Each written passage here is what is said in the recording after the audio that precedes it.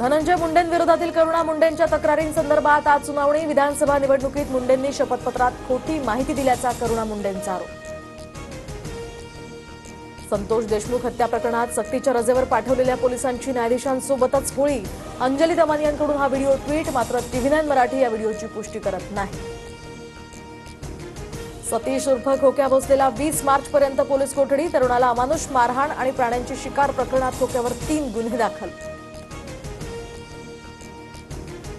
दीपक केदार खोक्याच्या कुटुंबियांच्या भेटीला। दीपक केदारांकडून खोक्या भोसलेच्या घराची परिसराची पाहणीवेळी दीपक केदार भाऊक।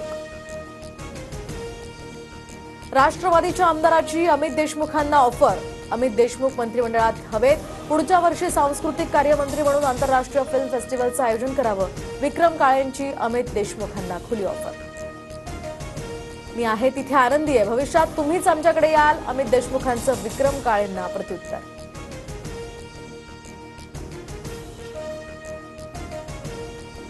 बारामतीत नव तेजस्विनी जिल्हा महोत्सव 2025चं 2 वेळा उद्घाटन। खासदार सुप्रिया सुळे आणि रुपाली चाकणकरांकडून स्वतंत्र उद्घाटन। उद्घाटनासाठी आयोजकांनी बोलावल्याची चाकणकरांची माहिती। बुलढाणा जिल्ह्यातील आवार गावामध्ये 2 गटात तुंबळ हाणामारी। जखमी 8 जणांवर उपचार सुरू। 20 जण पोलिसांच्या ताब्यात। गावामध्ये मोठा पोलीस बंदोबस्त तैनात। ज्ञानराधा मल्टीस्टेट घोटाळा प्रकरणी ईडीकडून विशेष न्यायालयामध्ये आरोपपत्र दाखल। 2467 कोटींच्या घोटाळा प्रकरणी आरोपपत्रात पुरावे। सुरेश कुटेंसह 24 जणांविरोधात आरोपपत्र।